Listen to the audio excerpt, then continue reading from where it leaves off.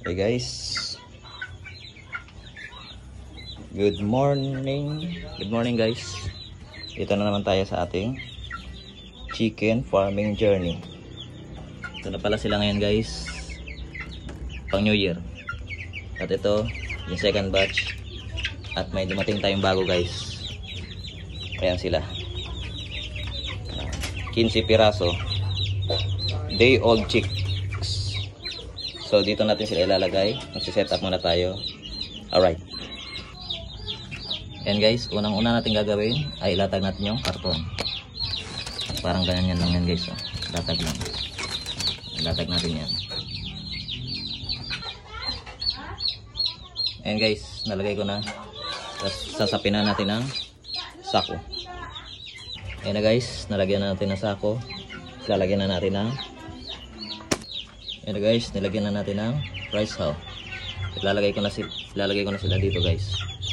Alright. Ayan guys, tinimbang natin siya 48 grams. So titimbangin pa natin yung iba. Ayan guys, natimbang ko na, okay naman. Dalawa lang maliit. So lagyan natin silang tubig.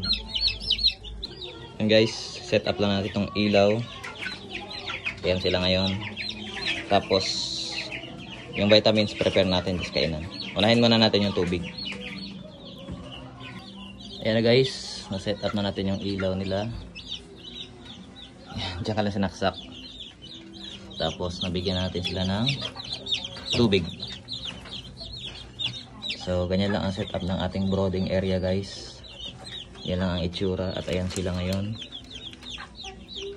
So sa susunod natin topic guys, nagawa tayo ulit ng ibang topic tungkol pa sa kanila. So guys, yung mga sisiw natin, bigyan natin ng Integra 1000 dito. Tapos lalagyan natin ng Atobi. Yan, lagyan natin ng Atobi guys, yung feeds Integra 1000. Ayan lang yan guys. Ito 2 kilo to. So 2 kutsara na Atobi.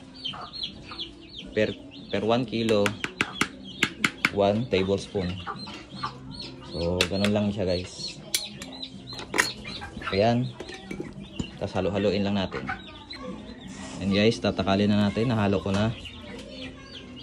Integra 1000 guys, good for 14 days. Simula day 1 hanggang 14 days. So ganun lang yung pagpapakain ko sa kanila ng Integra 1000. So bigay natin. Ayan na guys, naibigay ko na sa kanila. Yan, kumakain na yung iba. So yun lang guys. So yun lang guys. Alright, share and follow na lang sa ating page. Maraming salamat guys.